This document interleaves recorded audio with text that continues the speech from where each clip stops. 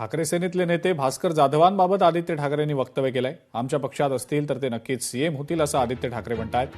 मात्र सध्या भास्कर जाधवांना विरोधी पक्षनेतेपद द्यायलाही हे सरकार घाबरतंय अशी टीका सुद्धा आदित्य ठाकरेंनी केलेली आहे.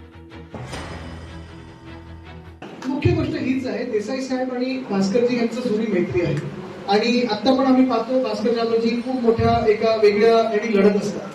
आता आम्ही कोणी कुठचं पद पाहिजे, मुख्यमंत्री पद पाहिजे, विरोधी पक्षनेता पद पाहिजे किंवा हे ह्याच्या मागे पडतच नाही.